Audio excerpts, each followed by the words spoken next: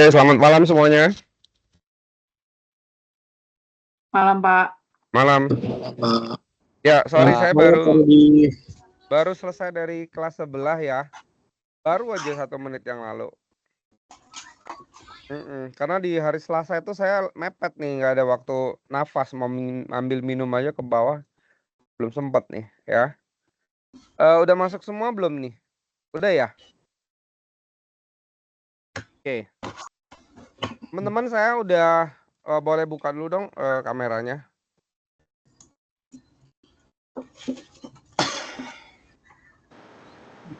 Ya, kita udah ketemu kemarin ya di di sana ya di kampus. Ya pertemuan pertama kita secara onsite ya. Senang bisa bertemu dengan kalian secara onsite. Mohon maaf kemarin saya nggak bisa ngobrol lama karena saya harus juga ngelayanin yang di mana tuh? Bekasi Cikarang ya. Jadi harusnya saya turun ke bawah bareng-bareng kalau perlu kita ngopi kemarin itu ya. Tapi kita nggak sempet ya gara-gara saya harus ngobrol sama yang di Cikarang itu. Oke. Kenapa senyum-senyum Pak Yogi? Keliling-keliling nggak kalian? Udah sering juga ya masuk ke UPH ya? Oke, saya juga udah ngintip-ngintip ya jawaban kalian ya. Ada yang benar, ada juga yang masih tanda petik ngawur gitu ya. Ada juga yang ngawur banget, ada juga yang ngawur dikit-dikit gitu. Ya, nanti fullnya belum. Saya belum sempat sampai hari Jumat ini masih banyak yang dikerjain. Tapi pada umumnya menurut kalian gimana? Susah nggak soalnya? Hah? Bisa Pak. Bisa Bisa Pak, ya? Bisa ngawur? bisa ngejawab Pak. Oke, ya apapun itu ya, nanti kita lihat lah. Saya sebenarnya nggak pengen terlalu serius sih hari ini ya. Cuman mau nggak mau, karena apa? Karena sebenarnya bahannya sih udah minggu lalu nih. Ya karena kita kan reschedule ujiannya, terus takutnya nanti nggak keburu gitu untuk bahan berikutnya ya. Hari ini kita akan bahas mengenai measuring national income ya. Itu mengenai pertumbuhan ekonomi ya. Bagaimana sih tingkat kesejahteraan suatu negara.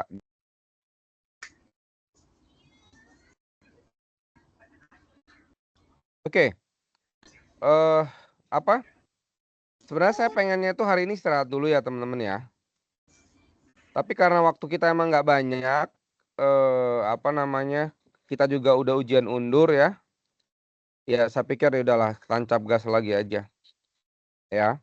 Plus bahan bahan ajar kita hari ini itu relate dengan eh, kemarin Pak Prabowo waktu apa? Pak Prabowo Pelantikan. waktu pelantikan itu ngomong soal pertumbuhan ekonomi 8% gitu. Ya kan? Wah, itu saya waktu dia sedikit mendengar itu sedikit doang, itu doang yang saya dengar gitu ya. Itu kaget juga saya gitu. Loh, luar biasa ya 8%, gimana caranya mencapai itu gitu. Misalkan ya. Nah, seperti apa itu pertumbuhan ekonomi 8%, gimana cara ngitungnya? Kebetulan itu pelajaran kita hari ini gitu. Jadi saya agak bersemangat menjelaskan ke kalian ya supaya apa? Supaya nggak keburu dingin gitu. Apa yang kemarin dijelaskan oleh bukan lagi presiden terpilih ya, Presiden Prabowo ya kan. Seperti apa pertumbuhan ekonomi itu? Gimana sih cara ngitungnya gitu loh. Ngomong 8% itu gimana cara ngitungnya? Nah, itu yang mungkin saya akan coba jelaskan. Gitu ya. Mudah-mudahan dengan waktu yang ada cukup untuk menjelaskannya ya. Mungkin ada beberapa nanti yang saya skip ya. Kasih saya waktu 2 menit untuk ngambil minum ke bawah. Saya lagi di atas. Ya. Nanti 2 menit lagi kita ketemu.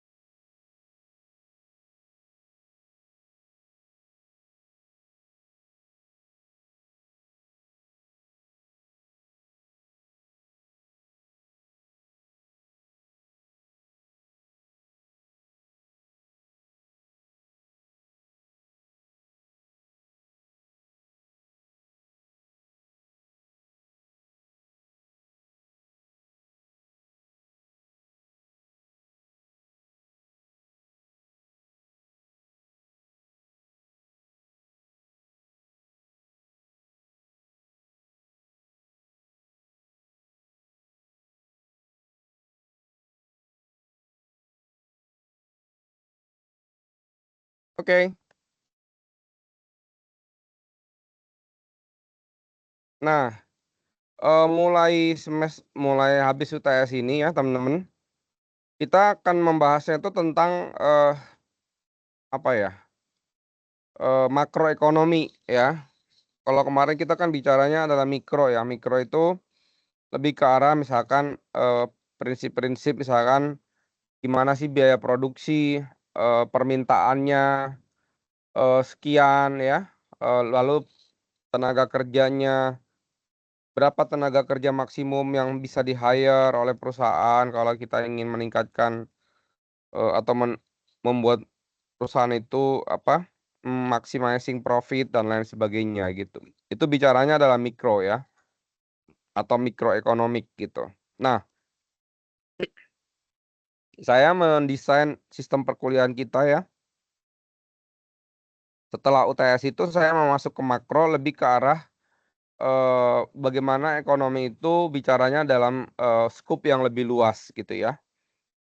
Misalkan soal, inflasi gitu, soal pertumbuhan ekonomi gitu ya, soal nanti bagaimana kebijakan pemerintah ketika ingin, pertumbuhan ekonominya berjalan dengan lebih baik gitu ya, untuk mengurangi inflasi seperti apa supaya masyarakat itu sejahtera, misalkan atau, pada titik berapa suku bunga yang ideal dan lain-lain sebagainya, itu bicaranya makro ya.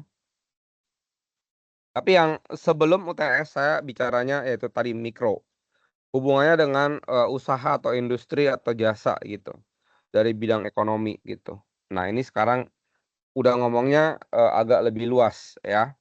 Makanya nanti, terminologi yang sering kita dengar adalah GDP atau pertumbuhan ekonomi, inflasi, suku bunga ya, lalu, nilai tukar. Itu hal-hal yang mungkin sering Anda dengar tapi secara detail apa sih itu, bagaimana ngitungnya mungkin, saya nggak terlalu yakin kalian pernah melakukannya, ataupun ada pernah tapi mungkin sudah lupa juga mungkin ya, kira-kira seperti itu. Nah, saya akan share screen ya.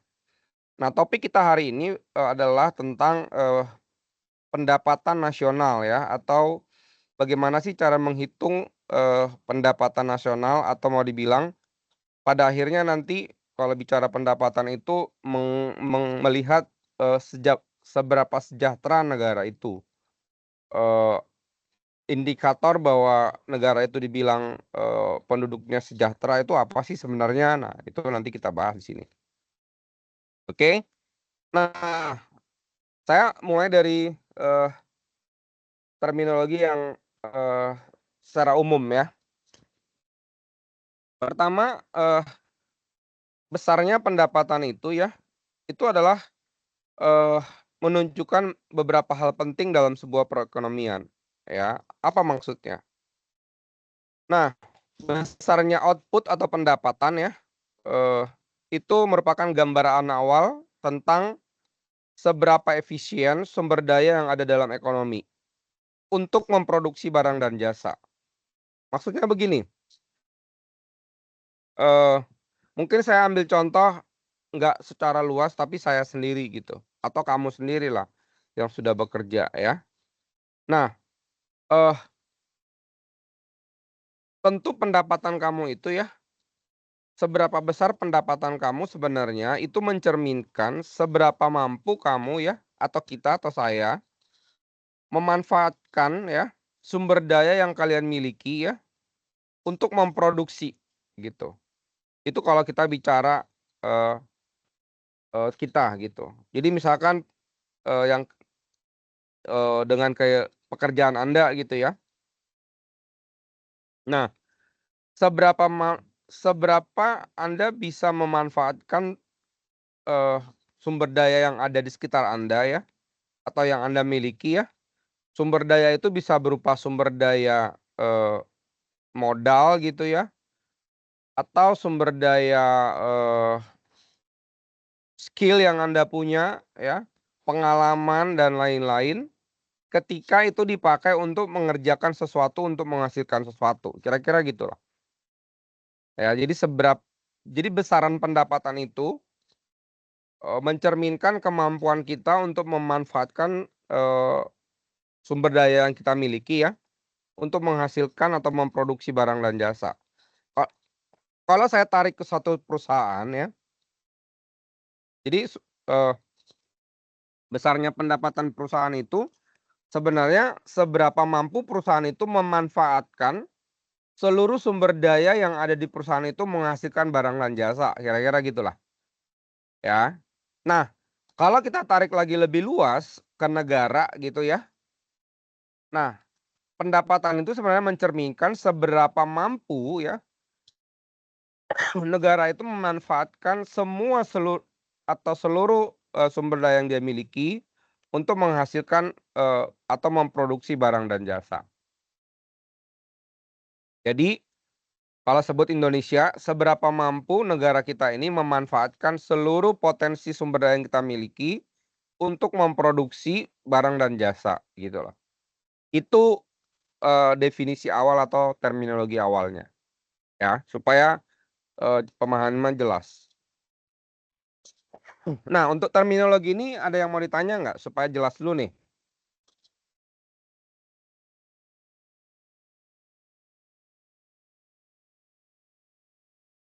Kalau kalian mendengar ada bunyi-bunyi kayak keramik dipotong gitu ya, mohon maaf ini saya lagi di atas ya. Ada tetangga yang sedang merenov rumah dan kayaknya ngejar tayang. Jadi ada suara-suara kayak gerinda gitu. Mohon maaf ya. Saya nggak bisa larang juga karena saya pun pernah melakukan hal yang sama mungkin ya. Oke lah. Nah, semakin besar pendapatan nasional suatu negara, maka sebenarnya semakin efisien alokasi sumber daya ekonomi yang ada gitu. Oke, saya anggap itu paham.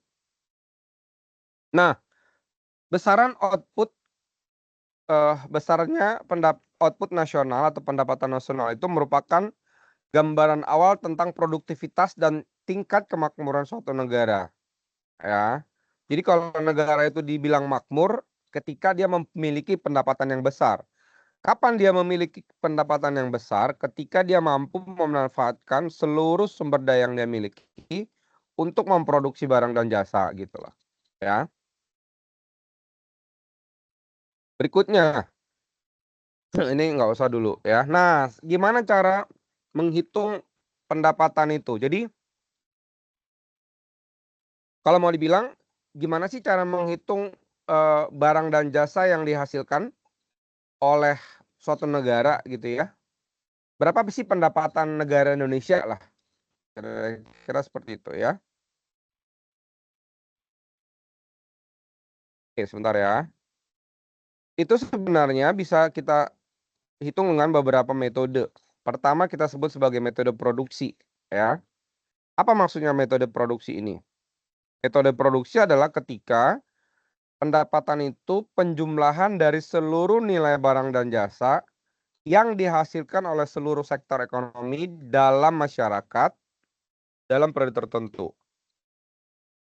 Jadi kalau kita bilang sektor ekonomi itu apa aja sih? Banyak ya.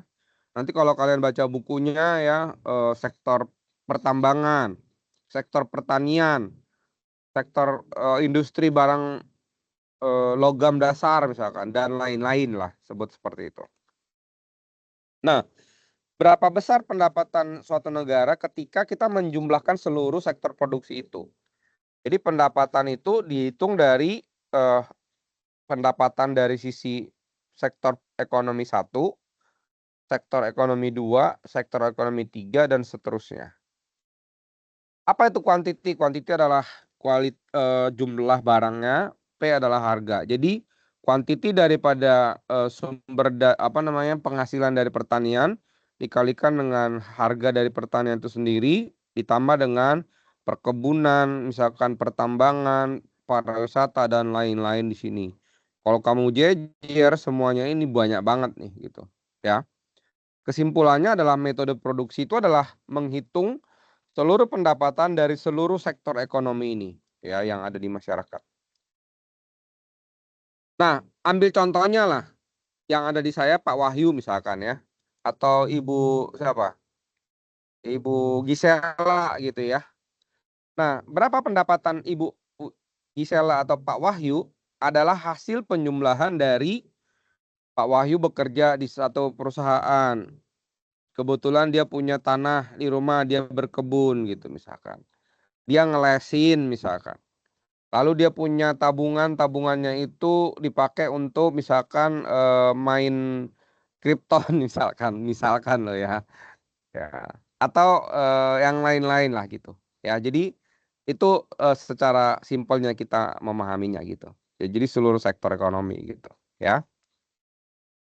Mudah-mudahan dipahami. Yang B, ya kan? Nah, ini mirip-mirip sebenarnya ya, teman-teman. Cuman di sini dia bilang pendapatan itu merupakan hasil penjumlahan dari seluruh penerimaan. Kalau tadi kan seluruh nilai barang dan jasa. Kalau ini penerimaan dari seluruh dalam bentuk apa? Jasa ya, apa namanya?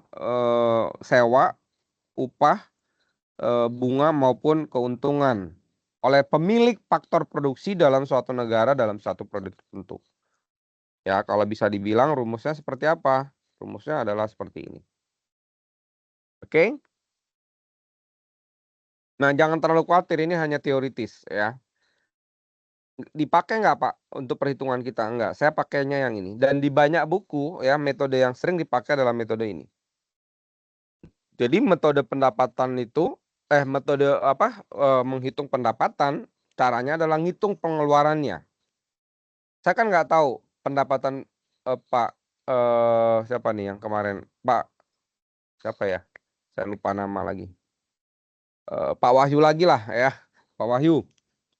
Nah, pendapatan Pak Wahyu itu tercermin sebenarnya dari pengeluarannya Pak Wahyu gitu, ya kan? Jadi berapa sih pendapatan Pak Wahyu? Itu pasti sama dengan seluruh pengeluarannya Pak Wahyu. Pak Wahyu keluarinnya buat apa aja? Buat bayar sekolah anak misalkan kalau udah punya anak. Buat transportasi, buat komunikasi, bayar rumah, konsumsi, dan lain-lain. Itu ya. Nah, itu kalau kita bicara secara kita. Tapi kan yang kita hitung bukan pendapatan kita pribadi, tapi pendapatan nasional. Berarti sebenarnya pendapatan nasional itu adalah seluruh pengeluaran yang dikeluarkan oleh pemerintah. Bukan oleh pemerintah, oleh suatu negara. Siapa itu? Bisa saja pengeluaran oleh kita, ya. Kita itu siapa? Konsumsi masyarakat atau household. Lalu ditambah dengan investasi, ya. Untuk menjelaskan ini saya akan kembali lagi. Saya nggak mau ini lewat tanpa menjelaskan secara detail. Saya ambil contoh lagi misalkan Ibu siapa yang kemarin itu? Ada namanya di sini.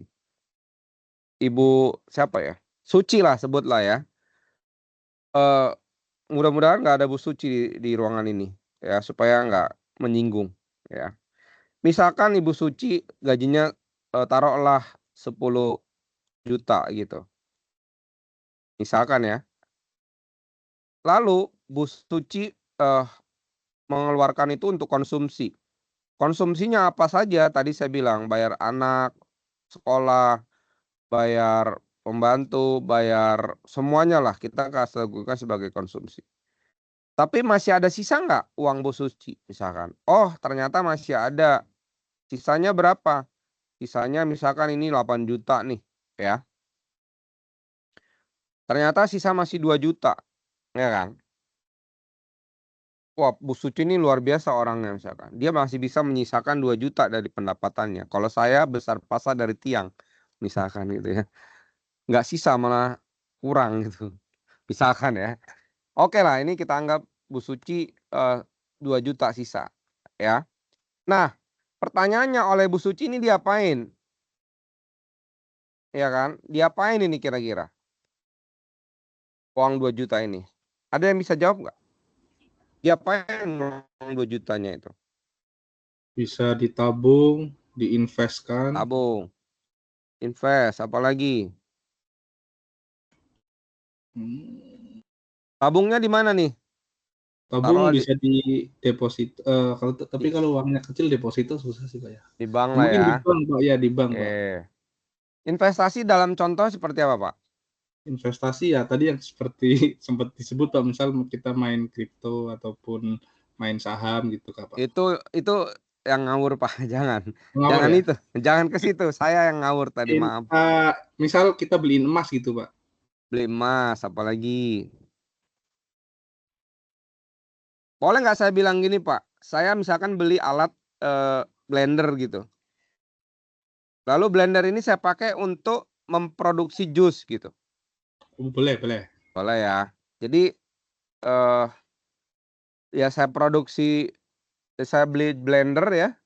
Dan blendernya untuk memproduksi barang dan jasa yang lain yang saya bisa menambah income saya. Benar ya, gitu ya. Benar. Nah, itu cara saya menjelaskan apa itu invest yang di sini.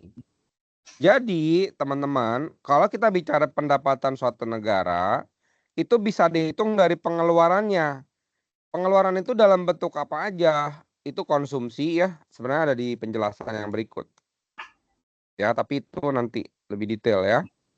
Konsumsi, sebentar, saya langsung masuk aja ke situ. Mana topiknya? Nah, ini dia nih. Ya, konsumsi, investasi, yang tadi kita ngomong, lalu government purchase. Government purchase itu apa sih? Government purchase itu adalah seluruh pengeluaran yang dilakukan oleh pemerintah yang sifatnya adalah produktif. Ya, contohnya bayar gaji pegawai negeri, bikin jalan tol, bikin bandara, bikin sekolah, gaji anggota DPR, apa lagi? Semua lah pokoknya di sini yang notabene semua ini adalah produktif. Artinya ketika pemerintah mengeluarkan pengeluaran ini, harapannya adalah memberikan produktivitas kepada siapa? Kepada dirinya sendiri maupun sebenarnya kepada masyarakat juga gitu loh. Ya kan ya? Oke. Dan yang terakhir adalah Y sama dengan C plus I plus G plus NX. Jadi pendapatan itu sebenarnya pengeluaran buat konsumsi, buat investasi, government purchase, maupun net export. Atau pemerintah itu kan melakukan ekspor, di saat yang sama dia melakukan import. Nah, selisih ekspor dan impor itulah kita sebut sebagai pengeluaran di sini. NX ini. Ya, ada ekspor, ada juga impor. Ketika ekspornya lebih tinggi maka ini adalah plus nih. Jadi plus NX. Tapi ketika impornya lebih tinggi maka bukan plus, melainkan apa? Minus NX. Gitu ya. Nah, itulah cara kita untuk menghitung pendapatan suatu negara. Dan ini dipakai dalam textbook yang ada gitu. Jadi kalau nanti Anda cari, oh gimana sih cara menghitung pendapatan itu? Rumus inilah yang sering digunakan dan inilah yang akan saya jelaskan secara detail hari ini. Oke? Sampai di sini dulu, ada pertanyaan?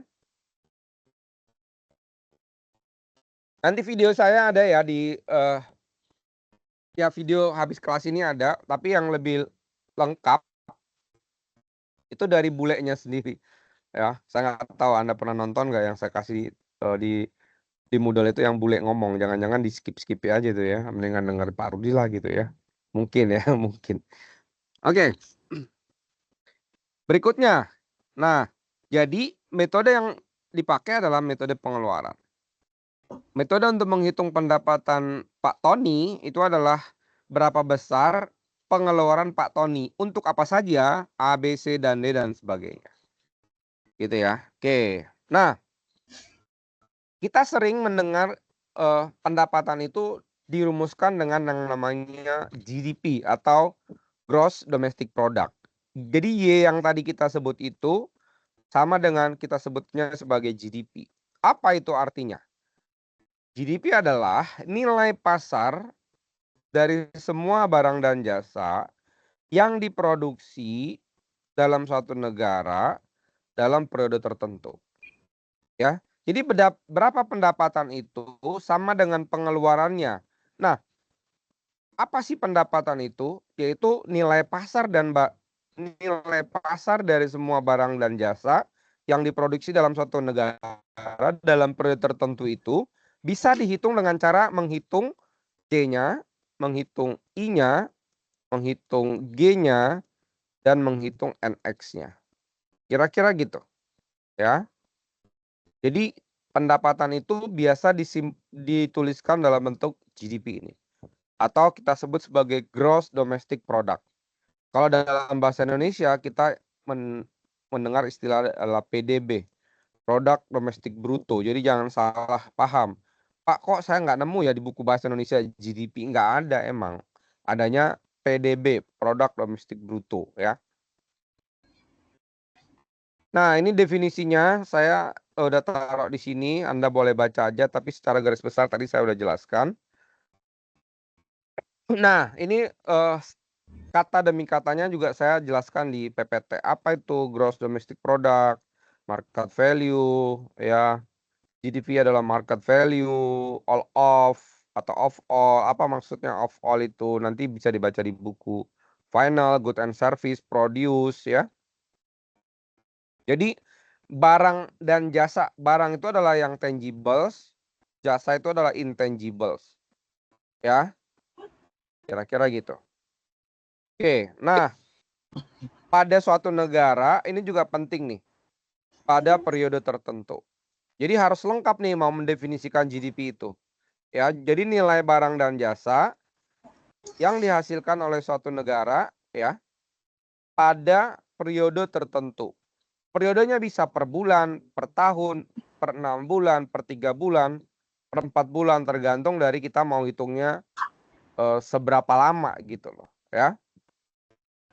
Oke, saya cukupkan sampai di sini definisinya. Nah, tapi ya teman-teman ini saya stopkan nanti sampai di sini untuk kita masuk ke perhitungan. Kan tadi kita menghitung nilai barang dan jasa yang diproduksi oleh suatu negara pada periode tertentu. Nah, ada hal-hal yang kita tidak masukkan ke dalam perhitungan GDP. Walaupun nyata-nyatanya itu ada di depan mata kita. Itu apa? Adalah segala sesuatu yang diproduksi secara ilegal. Itu tidak masuk dalam perhitungan apa? Perhitungan pendapatan. Jadi apapun yang Anda hasilkan dalam bentuk tidak legal atau ilegal itu sebenarnya tidak masuk ke dalam perhitungan pendapatan. Ya. Apa saja yang ilegal? Ya Anda nggak mungkin kita memasukkan pendapatan itu dari hasil penjualan narkoba gitu. Ya kan ya? Atau negara itu memproduksi bajakan-bajakan gitu. Walaupun ada banyak gitu ya.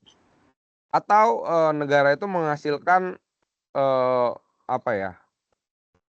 Ya, tanda petik barang-barang yang bersifat tidak resmi lah, kira-kira seperti itu. Ya. Oke, saya lanjut. Jadi kalau mau dibilang contohnya seperti apa? Nah, ini nih. Ya, kan tadi saya jelaskan tuh apa itu consumption. Ini definisi masing-masing. Consumption adalah spending of household ya, di PPT ada ya. Jadi semua pengeluaran kita sebagai keluarga ya itu masuknya dalam konsumsi. Ya. Oke. Nah, apa itu investment? Investment kok kelewat ya, sorry. Investment itu tadi yang tadi kita jelasin ya. Lalu ada government purchase, ada juga net export.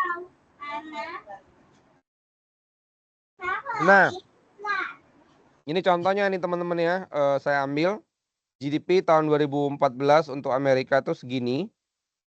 Ya, itu sektor konsumsinya adalah 11,9, investnya adalah segini.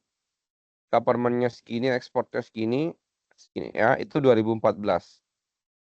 Kalau kita lihat 2024 seberapa nanti Anda bisa lihat ya. Oke, biar nggak kelewat ya supaya saya nggak lupa teman-teman, saya stop dulu nih. Sampai sini dulu sambil saya mau menunjukkan Anda sesuatu, ada yang mau ditanyakan silakan. Saya the next saya akan menjelaskan gimana sih cara ngitungnya kan gitu ya. Gimana cara ngitungnya gitu ya. Kalau tadi kan kita bicara definisi, sekarang gimana cara ngitung pendapatan Indonesia itu? Ya. Gimana caranya? Siapa yang melakukan perhitungan itu? Ya kan? Kok repot-repot banget sih ngitung gitu ya. Nah, kita lihat di sini. Saya share screen lagi.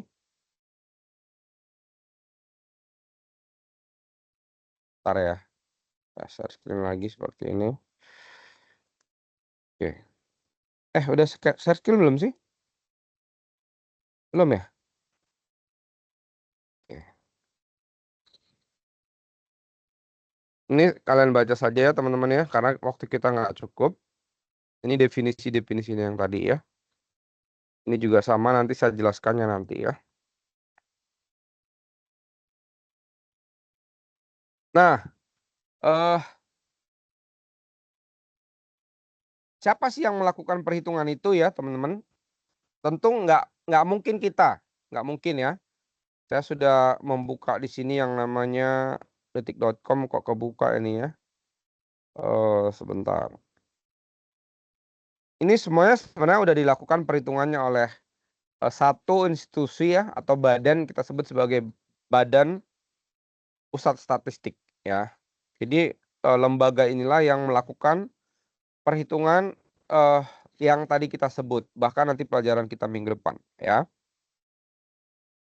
Nah, angka-angka semua tentang itu ya teman-teman, Anda bisa lihat di bps.go.id nih. Ini adalah satu lembaga pemerintah ya, yang tugasnya adalah mencatat, membuat data statistik ya, menyajikan data kepada kita tentang apa saja, banyak ya, tentang banyak hal gitu. Atau kita sebut BPS ini adalah pusat data, termasuk di dalamnya ada yang namanya pertumbuhan ekonomi ya, yang tadi saya mau tunjukkan ini. Ini nih. Ya, pertumbuhan ekonomi atau gimana sih cara ngitungnya nanti bisa diperlihatkan di sini. Tapi cerita ini nanti saya tutup di belakang ya, tapi saya hanya nunjukin aja. Kita nggak usah pusing-pusing, sudah ada, cuman saya mau menceritakan gimana sih konsep berpikir perhitungan itu gitu loh ya. Supaya kalian oh gitu loh cara ngitungnya. Ternyata angka-angka itu didapatnya dari caranya seperti itu loh gitu loh. Ya. Oke. Saya mulai ya. Ada yang mau tanya dulu nggak sebelumnya? Jadi definisinya tadi adalah GDP atau pendapatan itu adalah menghitung ya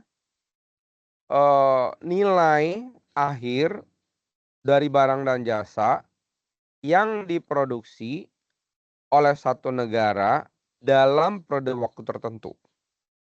Jadi, apa sih pendapatan Indonesia itu? Ketika dia menghitung seluruh nilai barang dan jasa yang diproduksi oleh satu negara pada periode tertentu. Pak, bisa nggak GDP itu dihitung oleh satu daerah tertentu? Boleh. Ya, misalkan Anda mau tahu berapa PDB Kabupaten Tangerang. Bisa nggak dihitung? Bisa. Berarti cara ngitungnya gimana? Seluruh barang dan jasa yang diproduksi oleh Kabupaten Tangerang pada periode waktu tertentu. Kalau itu dikumpulkan dalam satu provinsi, Banten misalkan, berarti barang dan jasa yang diproduksi oleh Provinsi Banten pada waktu tertentu. Kalau dihitung lagi secara nasional, berarti pendapatan nasional itu apa? Barang dan jasa yang diproduksi negara Indonesia ya, seluruh daerah di Indonesia pada periode tertentu. Itu yang dimaksud dengan pendapatan. Sampai sini ada pertanyaan dengan penjelasan saya yang saya ulang-ulang itu? Cukup jelas? Pak Rudi, Ya, silakan Pak. Saya kalau senang. kayak pajak sendiri itu masuknya dia di konsumsi atau di investment, Pak? Atau mungkin yang lainnya, Pak? Pajak ya Pak. Pajak kan pendapatan negara juga kan, Pak, ya ikutnya, Pak ya? Nah, gini loh Pak, kan saya bilang tadi gini Pak. Eh, menghitung pendapatan itu ada beberapa metode. Pertama metode produksi, metode pendapatan, dan metode apa tadi tuh? Jadi yang pakai C plus I plus G plus NX Ya. pendapatan. Nah, yang kita mau pakai Pak adalah metode pengeluaran. Berarti kan yang dikeluarkan Pak, bukan yang diperolehnya gitu loh. Pada akhirnya kan pajak itu kan dipakai buat apa Pak? Putar lagi sih, Pak. Iya, buat apa kira-kira?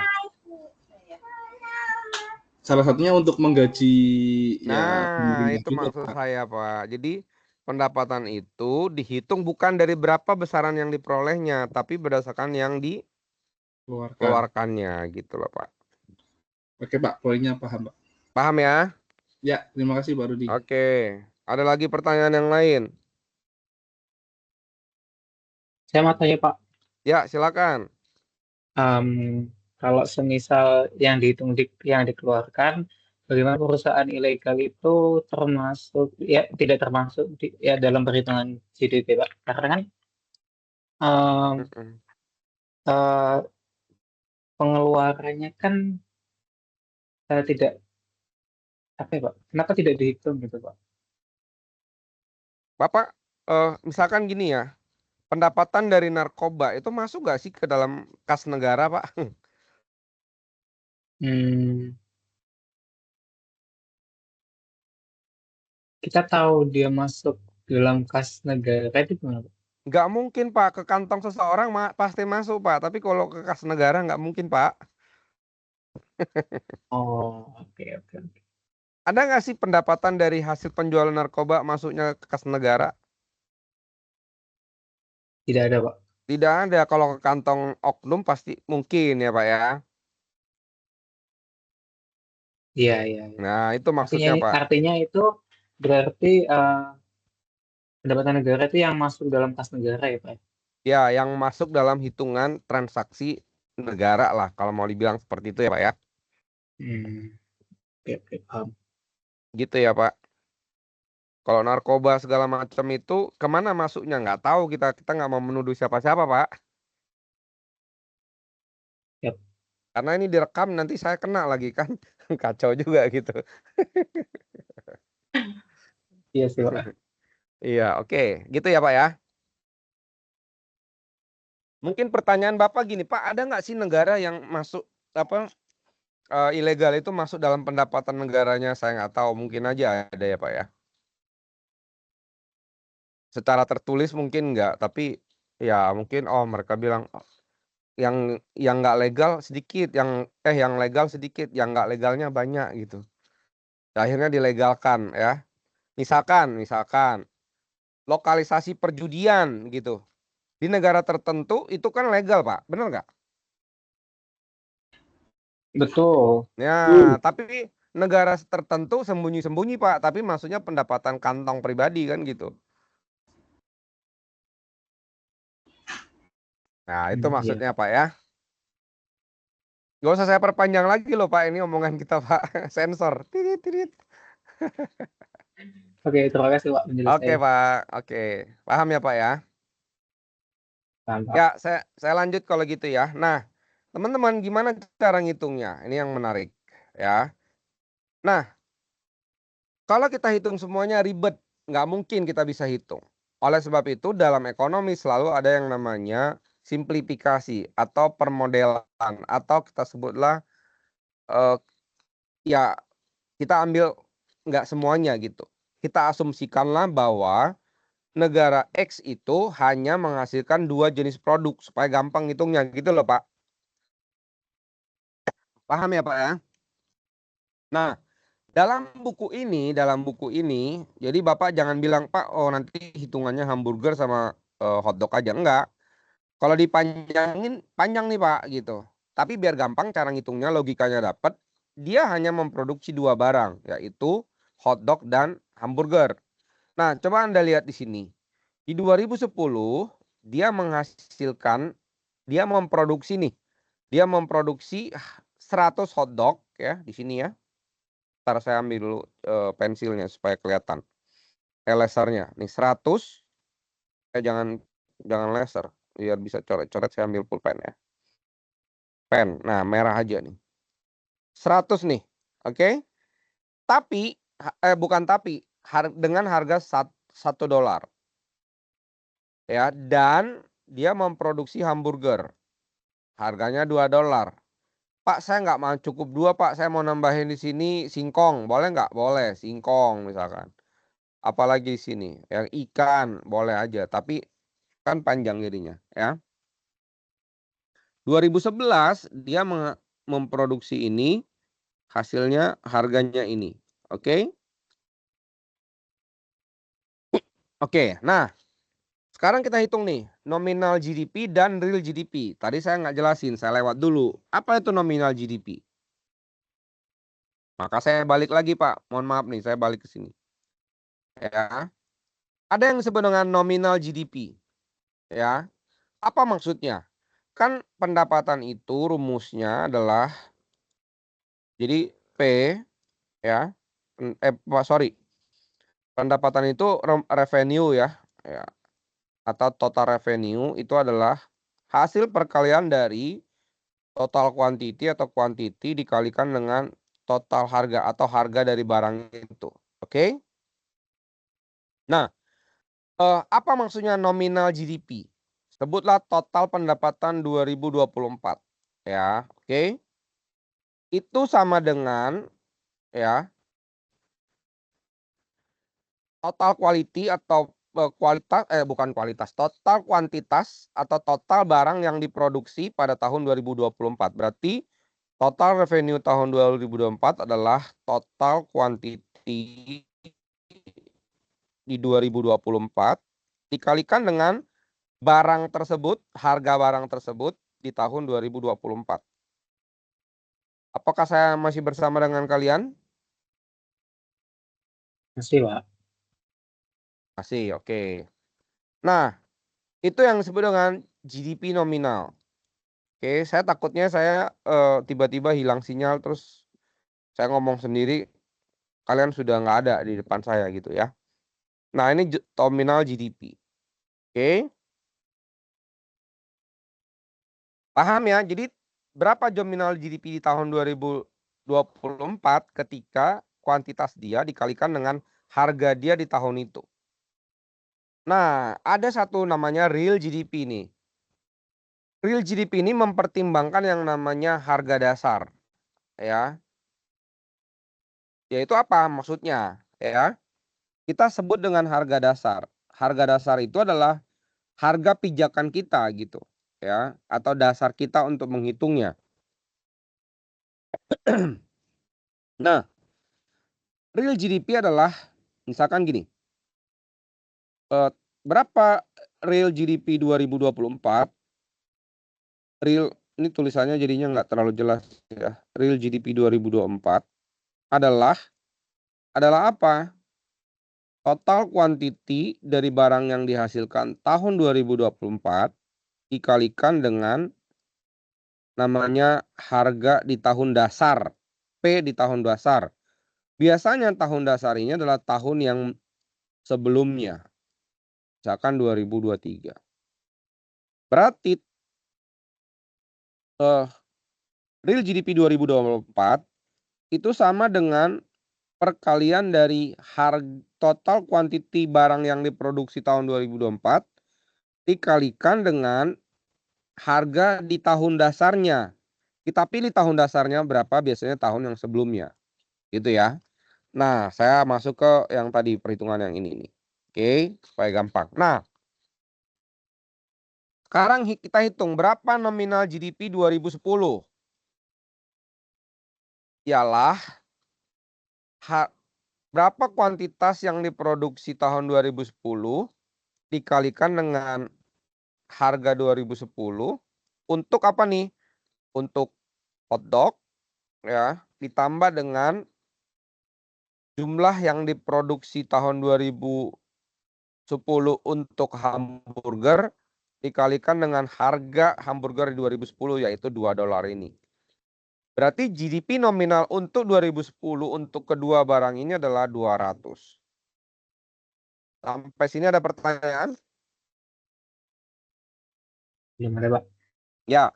Nah, demikian selanjutnya untuk GDP nominal 2011, kuantitas barang itu dikalikan dengan harga barang di tahun itu, ditambahkan dengan kuantitas barang yang lain dikalikan dengan harga barang lain tersebut.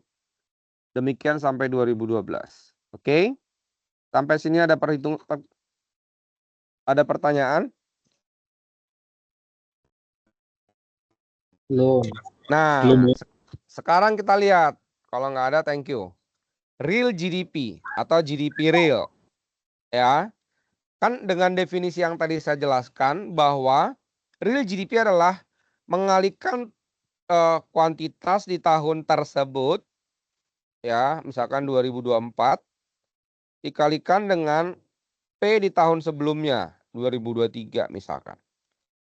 Itu GDP real untuk 2024. Nah, sekarang kita lihat untuk kasus yang ada di sini. Berarti kalau kita ambil tahun dasarnya 2010 nih, kita udah state di sini ya. 2010 ada tahun dasar, maka real GDP untuk 2010 adalah kuantitas barang itu dikalikan dengan harga di tahun 2010 yang kebetulan adalah tahun dasarnya. Ditambahkan dengan jumlah hamburger 2010 dikalikan harga hamburger 2010. 200. Untuk tahun dasar maka GDP real sama dengan nominal GDP. 200 dan 200. Nah, yang menarik nih teman-teman. 2011 real GDP-nya berapa? Berarti jumlah yang diproduksi pada tahun tersebut dikalikan dengan harga pada tahun dasar. Harga tahun dasarnya berapa? $1 nih di sini nih, ya. Untuk yang hotdog. Bagaimana dengan hamburger? 100 ini, ya kan? Dikali berapa? Dikali 2 tentunya. Sama dengan 350. Untuk 2012, di mana tahun dasarnya adalah 2010, 200 dikalikan dengan 1. Satunya harga tahun berapa? 2010. Dan 150 dikalikan dengan 2. Duanya 2010. Dan ini adalah 500. Sampai di sini ada pertanyaan? Saya mau sambungkan dengan pertumbuhan ekonomi yang disebut-sebut oleh Bapak Prabowo sebagai presiden. Jadi cara menghitung GDP pertumbuhan ekonomi atau pertumbuhan GDP adalah ketika yang kita hitung itu adalah pertumbuhan realnya. Ya. Realnya artinya apa? Lihat nih. Kalau kita menghitung nominal GDP ya teman-teman, ya, karena kan harga itu kan bisa berubah nih, ya kan ya. Jangan sampai kita pikir kita menambah kuantitinya ya, tapi sebenarnya bukan kuantitinya yang bertambah. Ini kan sebenarnya 200, 600 dan 1200 ini adalah hasil perkalian daripada kuantiti dan harga ya. Nah, ini kan dikalikan dengan tahun berapa kita hitung dia gitu. Ya. Nah, yang kita hindari adalah kenapa kita menghitung GDP real, pertumbuhan ekonomi dari GDP real? Karena kita mau lihat sebenarnya pertumbuhannya itu adalah pertumbuhan jumlah yang diproduksinya. Bukan jumlah yang bertambah harganya. Jadi bisa saja di sini bertambah ya, ini bertambah, tapi bukan pertambahan kuantitinya di sini, tapi jangan-jangan ya ini tetap 100 nih ya misalkan. Tapi ininya jadi 2 nih misalkan. Karena kita ngitungnya nominal gitu ya. Itulah sebabnya kalau kita menghitung persentase pertumbuhan ekonomi ya atau tingkat pertumbuhan ekonomi, kalau mau saya bilang pertumbuhan ekonomi adalah sama dengan berapa GDP real di tahun yang kita mau hitung, misalkan nih, oh berapa pertumbuhan nanti kan hitungannya kan 2025 nanti ya. Apakah terwujud 8% itu kita 2025 tuh ya. Itu ketika GDP real 2025 dikurangi dengan GDP real 2024 dibagi dengan GDP real 2024 dikalikan dengan 100%. Maksudnya apa? Maksudnya gini, berapa sih pertambahan pendapatan Pak Wahyu? Pertambahan pendapatan Pak Wahyu adalah 2025 adalah berapa pendapatan Pak Wahyu 2025 dikurangi dengan pendapatan Pak Wahyu 2024 dibagi dengan pendapatan Pak Wahyu 2024 dikali 100%. Itulah pertumbuhan pendapatan Pak Wahyu. Kalau mau bilang, oh kita akan naik 8%, Pak Prabowo sebenarnya mengharapkan 2025 itu GDP real itu naik sebesar 8%. Artinya barang dan jasa yang diproduksi oleh nilai barang dan jasa yang dihasilkan oleh negara kita ya itu naik 8%. Anda bisa bayangkan nggak? Naik 8% itu maksudnya gimana? Berarti seluruh sektor ekonomi di negara kita ini dengan harapan Pak Prabowo adalah naik 8%, berarti dia berharap seluruh sektor ekonomi itu naik 8%. Misalkan tambang naik 8%. Apalagi? Sebut apa yang mau kita naik, kita mau sebut. Perikanan naik 8% gitu. Pertanian naik 8%. Atau saling menutupi. Misalkan pertambangannya 10%, ininya cuma 2%. Tapi secara rata-rata dia mengharapkan bahwa ada peningkatan jumlah barang dan jasa yang diproduksi oleh negara kita ini sebesar 8%. Paham maksud saya? Dan itu belum pernah tercapai di masa pemerintahan sebelumnya. Ya, apalagi ketika kita berhadapan dengan COVID.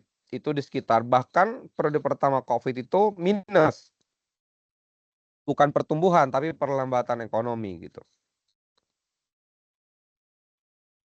Nah, kemarin waktu beliau itu dilantik, beliau berjanji bahwa 8% gitu. Apakah janji itu hanya tinggal janji? Nanti kita lihat, ya kan? Dan kemudian dia mengumumkan kabinet gitu. Dengan kabinet yang lumayan banyak itu, berharap pertumbuhan akan 8%. Kita lihat saja nanti, teman-teman ya. Nanti 2025 kita akan nagih kepada beliau, Pak, Bapak kemarin janjinya 8. Ya kan? Ada 3 janji yang nggak boleh ditagih. 1, janji cinta, janji utang, sama janji politik. Itu jangan ditagih.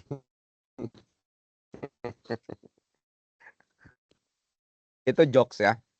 Kalau Anda disuguhin janji-janji cinta, jangan pernah nagih deh. Ya, capek. Capek. Janji utang ya kadang enggak juga lah. Ya, apalagi janji politik. Ya kan. Kecewa nanti kalian. Jangan berharap ya. Sudahlah.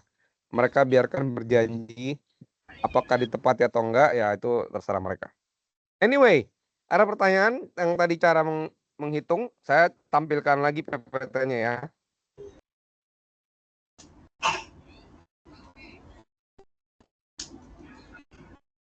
Pak Faisal, berapa pertumbuhan pendapatan Pak Faisal adalah ketika Pak Faisal menghitung 2025 nanti pendapatan Pak Faisal berapa, 2024 berapa, dikurangi dengan tahun 2024 dikalikan dengan 100%. Itu kan persamaan sederhana.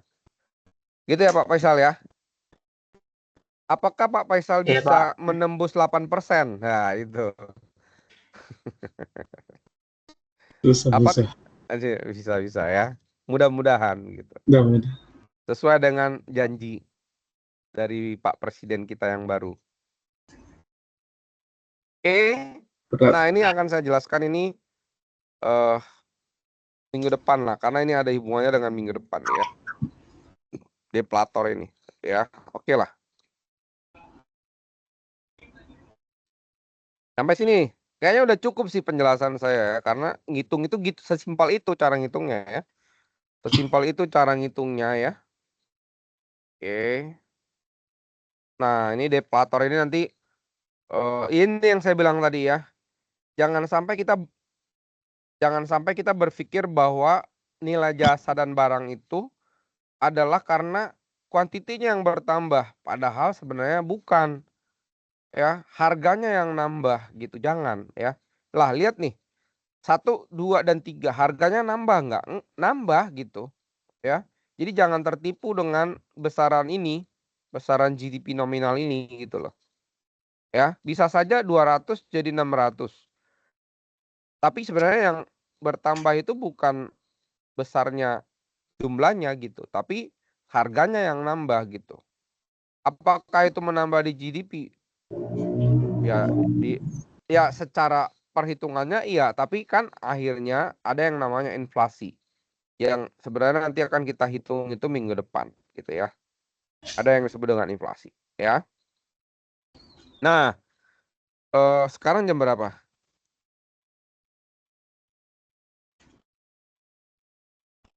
Saya balik ke sini, teman-teman. Ya, siapa yang melakukan perhitungan itu? Itulah saya bilang, itu tugasnya bps.go.id. Jadi, siapa mereka? Mereka adalah lembaga pemerintah independen yang tugasnya ya menghitung atau membuat data, mengcapture data-data macam-macam. Data apa saja itu banyak banget. Termasuk adalah data tentang berapa sih barang dan jasa yang dihasil. Kok balik lagi ke sini. Padahal saya nggak mau yang ini. Tar. Saya maunya yang ini yang muncul nih. Aduh. Saya maunya munculnya yang ini guys. Sebentar. Saya maunya yang website tadi GDP itu.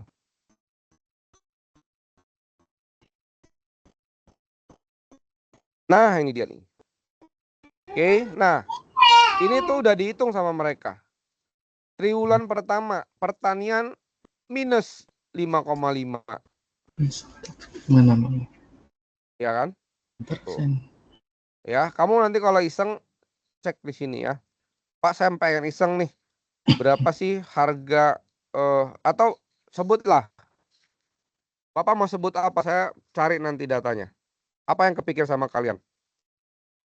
Mau data apa? Industri kayu, Pak. Industri kayu.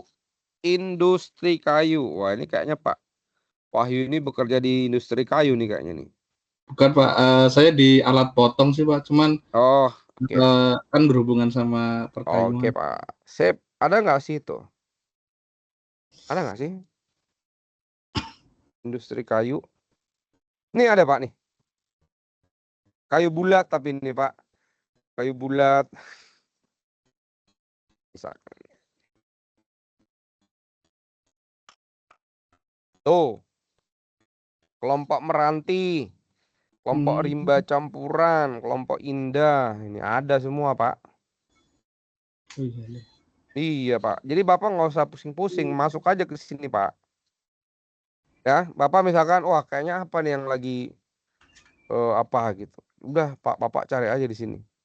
Atau orang lagi mau nanya apa? Coba selain Pak Wahyu ada yang iseng nggak di otaknya mau cari data apa ya gitu? Mebel, Pak. Hah? Industri mebel. Mebel? Iya. Wah, kayaknya Bapak nih orang Solo nih. Udah balik lagi tuh Pak yang mebel ke Solo Pak. Jualan cat Pak soalnya Oh pasti gitu ya. Mebel bahasa Indonesianya apa ya? Apa ada mebel nggak sih? Wah, harusnya sih mebel dia nggak muncul Pak. Nanti Bapak cari Furnitur, Pak. sendiri lah ya. Hah? Furnitur, Furnitur, Pak. Furnitur. Oh, Furnitur Furnitur, Pak. industri. ya mungkin. Oh iya, nggak kenal dia Pak. Industri furnitur nggak, mebel dia nggak industri furniture ya. Itu udah dibahasa Indonesia kan ya? Furnitur. Nah, nggak ada Pak. Ya sudah Pak, Nanti cara sendiri Pak ya. siap. Oke. Misalkan nih berapa apa namanya ya, produksi beras di Jawa Tengah gitu. Apa bisa lihat ya. Jadi gini, BPS itu ada pusat, BPS provinsi, ada BPS kabupaten Pak. Ini. Jadi BPS, Bapak kabupatennya apa Pak?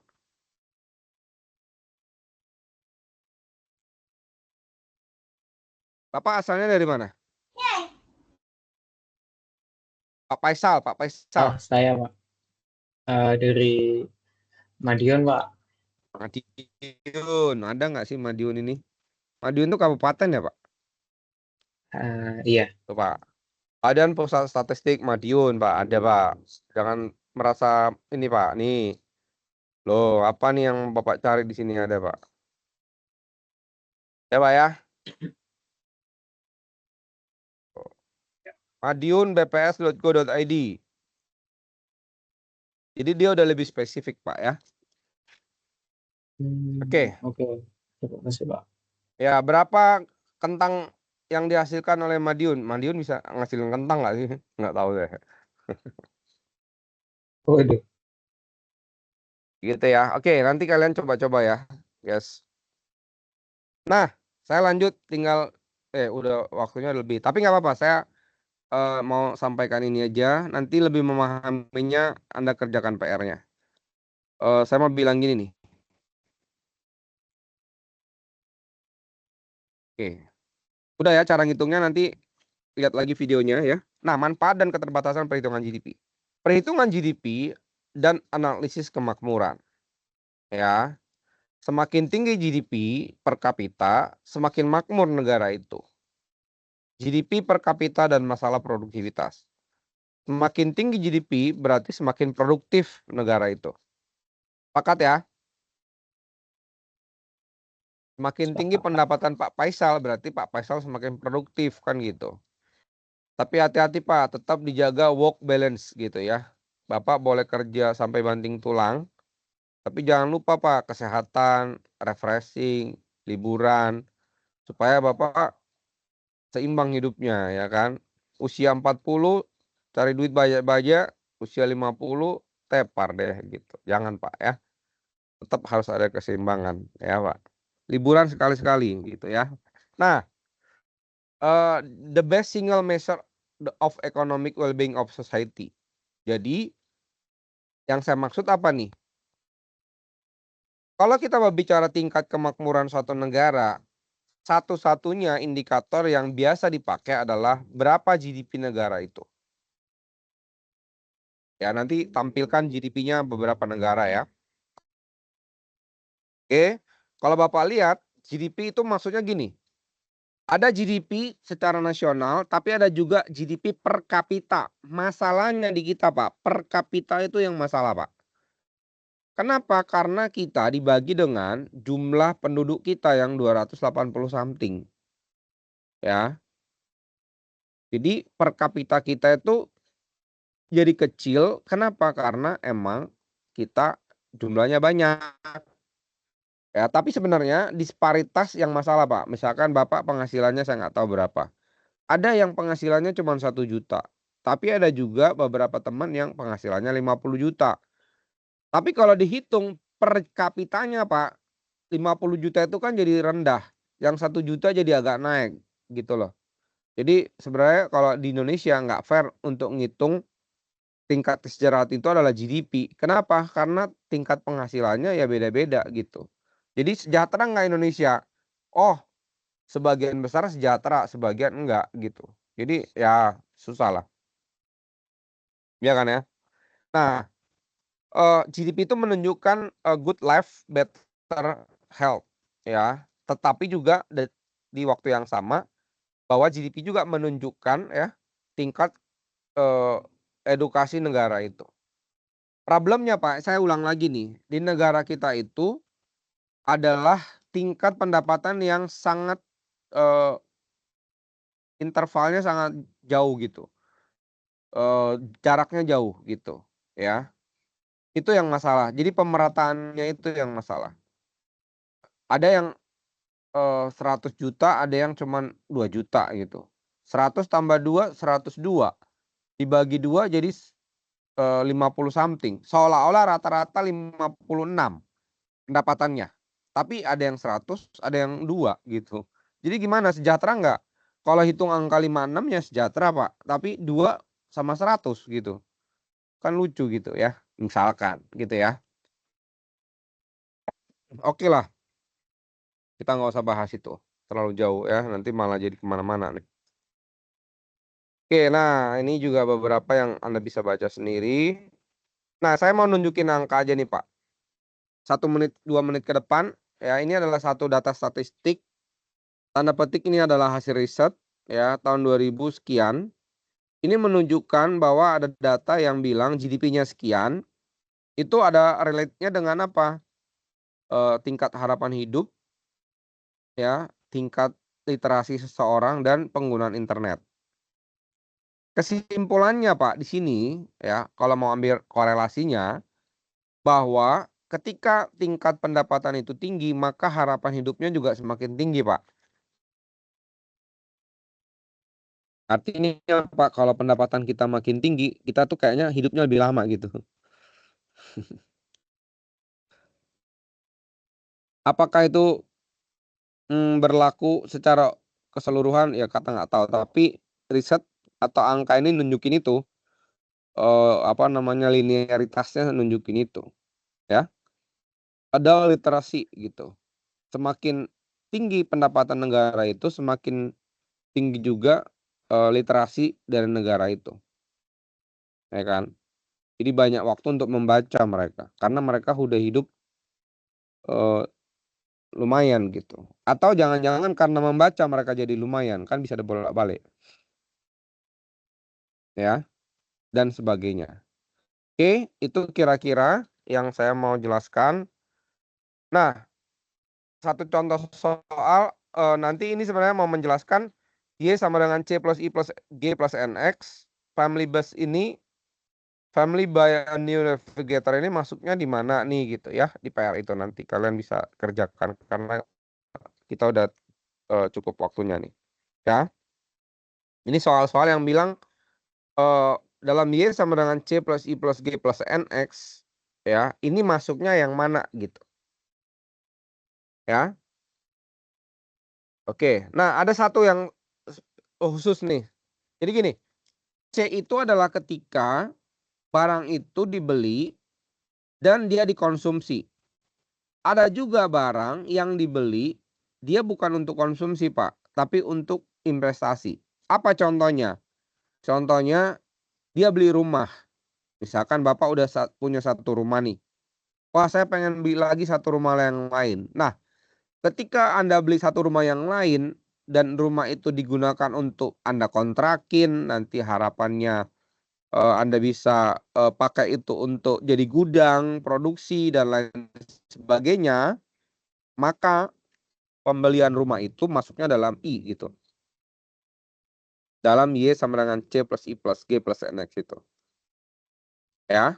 Nah, mungkin kalian belum ada gambaran, nanti saya lempar soalnya di mana?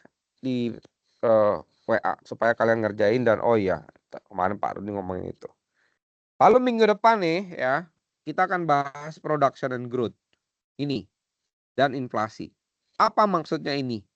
Yang 8% tadi itu apakah itu mustahil apakah bisa dicapai dan bagaimana cara mencapainya, itu kita akan sama-sama belajar di bagian production and growth ini. Ya, apa sih yang harus dilakukan supaya bisa pertumbuhan itu baik atau mencapai angka sekian dan lain sebagainya. Itu nanti akan saya jelaskan minggu depan. Oke, cukup ya, udah cukup waktunya. Ada pertanyaan, guys?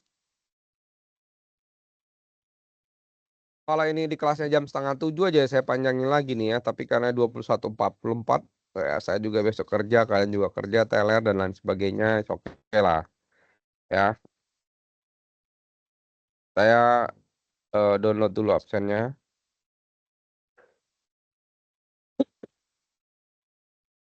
Ada pertanyaan nggak? Jangan ngantuk, Pak. Sama.